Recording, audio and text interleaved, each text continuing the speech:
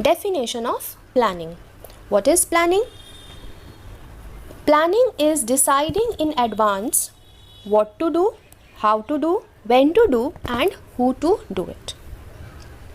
Now understand, all organizations, whether it is the government, the private business, or a small businessman, they all require planning. Why? Because planning helps the businessmen or planning helps the organizations to think about future, to make predictions and achieve their respective targets, isn't it? So for that they have to decide that what to do or what should I do that I can achieve my target. How should I do it that I achieve my target, and when to do that. Okay, so this what to do, how to do, when to do, and who to do it actually becomes our main ingredients of the planning. Clear? Now next line says planning bridges the gap from where we are and where we want to go. Okay, so where we are, that means we are talking about our present situation. Okay, and where we want to go, that means we are talking about our future situation, the situation in which we would have achieved our organizational goals. Clear? It is one of the basic managerial functions. Clear? So in short, if I say what is planning, planning is something which is predicting or deciding in advance about what to do, how to do, when to do, and by whom it should be done. Clear? And planning bridges the gap, or you can say planning fulfills the gap between where we are, that means our present situation, and where we want to be, that is our future situation. Clear? Next we shall come to the features of planning. So the first feature, if we see, that says planning contributes to the objectives. Now why is it contributing to the objectives? First understand what are objectives. Objectives are the end results that we want to achieve, isn't it? So to whatever thing we want to achieve, we need to plan first, that how can I achieve that particular thing, or how can I achieve that particular target, isn't it? So planning contributes to my objective fulfillment, to my achievement of objectives. Clear? We cannot think of planning in absence of an objective. Suppose we do not have any objective, we do not have any target, then we will plan for what? That will be a baseless planning, because we do not have a motive to think upon, we do not have a result to think upon, isn't it? So we need to have an objective, and on that we need to plan. After setting up objectives, we will decide the steps, the methods, the procedures that we require to achieve those objectives or targets, isn't it? So planning helps to achieve those objectives. Why? Because in planning we understand, we analyze, and we prepare ourselves, we predict certain things, we make certain assumptions that how can we achieve that particular objective. Clear? Okay. Next one, primary function of management. Now why is planning the primary function of management? It is because without planning no other function can be performed. Suppose you have set up an objective. Clear? Now when you have set up an objective, you need to plan. Now you need to make things in order, that how will I work upon it if I want to achieve that particular objective. Suppose you do not plan, you do not set your goals properly, you do not make your assumptions properly, then do you think you would be able to progress further? Take an example. Suppose you want to score 90 plus marks in business studies. Okay, so that is your objective. Now you need to plan that how can I achieve. First you can put your things like, I will be regular with my course, I will revise 2 to 3 times. I will practice all the last year question papers, isn't it? So this is what planning you have done. Now you will organize things. Organize as in you will think that okay, for revising of the last year question papers, I can put weekly 1 day. My content should be completed at least 2 months before the examination, and those in the last 2 months I shall revise more contents again and again. Okay. Now what you will do, in case you require some more books, you will order them. You will order a 10 years book, you will order a book for case studies, isn't it? So first you see whatever objective you have in your mind, to achieve that you need to have proper planning. If you don't plan only that how will I get 90 plus marks, suppose you don't plan only that I need to be thorough with my course, I need to revise 2 to 3 times, and I need to practice my case studies. Suppose you do not do these 3 plannings, then do you think you would be able to proceed further? No.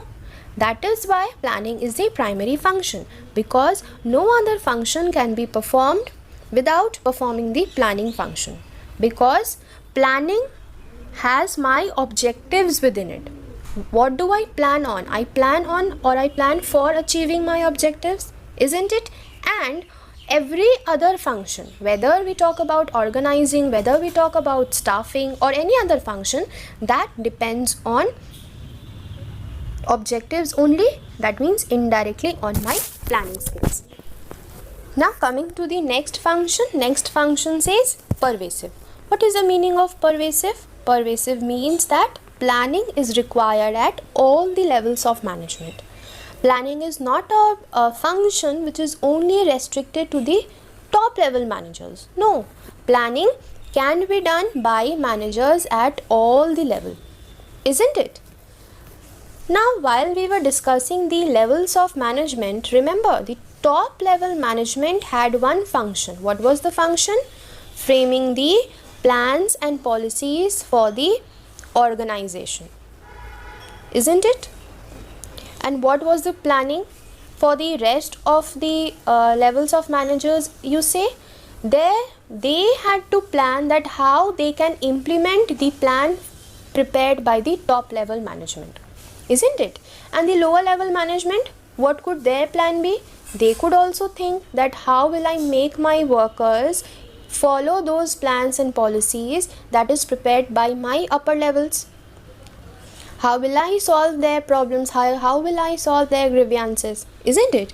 So planning, it is not a function only to be performed by the top level managers, but by all the levels. Clear?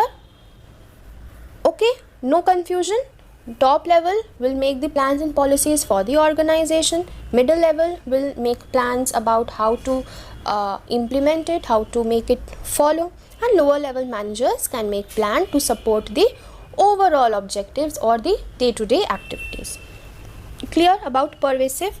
Now coming to the next function that says planning is futuristic and forward looking. Now what does that mean? See, when we plan for something that is going to happen in future. Suppose it's your cousin's 18th birthday, right? So that birthday is an event of the future, and you are planning now that how do I make that celebration good for her, isn't it? So when we plan, we are always looking into future, we are looking ahead. Okay, that is why we call that planning is futuristic or forward looking.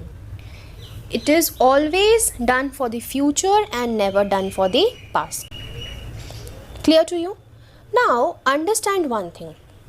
While we make planning for the future, we do not make plans for the past.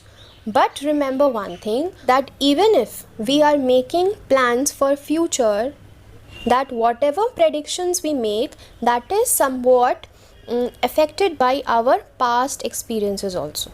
Okay, suppose you are going from here to Delhi, right? Last time you went through train and your experience was not so good. Now this time when you are planning, you take that past experience into consideration, and then you plan that no, I want to go by train, I will go by flight this time, isn't it? So we are planning for future, we are planning for something that is going to happen in coming days, right? But the point to remember over here is that we are affected by our past experiences, or you can also say our plans take into consideration the past experiences while making new plans. Clear to you? Okay. Next one, it says planning is continuous. Now planning is not a ending process, it's a continuous process, it is a gradual process. Why? Because when we make plans, for one point of time we make plan, but suppose there is a change in the situation, like there is a change in our business environment, or there is a change in our organization itself, then don't you think we need to little bit modify our plans? Okay, so that is what it is called as planning is a continuous process. Let's see what's written here. Planning involves making changes in the plans according to the requirement of the company and the outside situations. Clear? So point to remember here is that after making plans, we do not stop. We continuously see that what are the changes outside, and then we make changes in our plans according to the requirement of the company, according to the requirement of the situation. Now take one example and understand. Suppose there is a boom period going. Boom period means the economy is very fine, everything is going well in the economy, and a plan was made during that time. Okay, but after that what we see, there is a recession in the economy. The economy has gone down, inflation has come up, there is depression. Okay, so now to deal with this condition, do you think that the same plan will work that I made during the boom period? No, I will need to continuously modify it according to the change in situations, isn't it?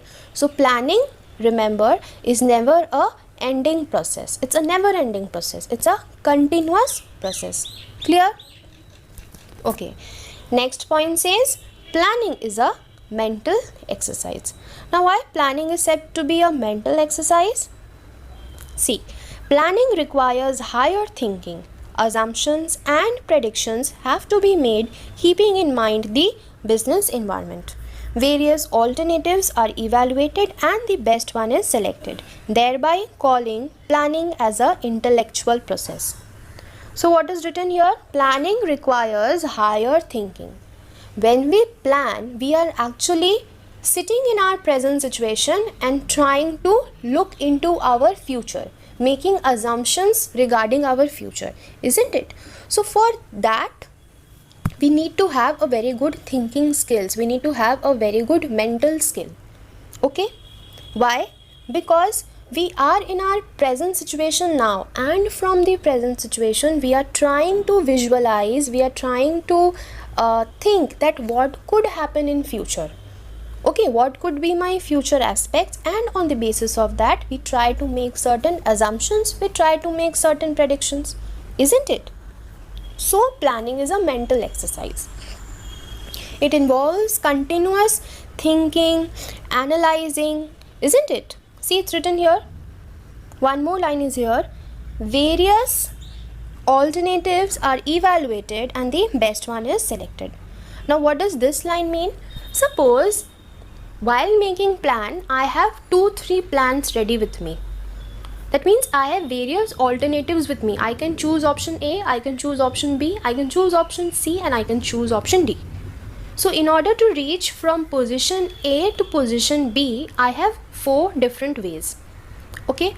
Now in planning, I will need to evaluate, I will need to analyze all those 4 options, and I have to select that which one will be the best for my organizational objectives achievement. Clear to you? And that is why planning is called as a intellectual process. Why intellectual process? Because total brain work, continuous analyzing, continuously making assumptions, predictions is required over here. Clear? So these were actually what we call as the features of planning. So that is all for today. We'll meet you in the next video. Thank you.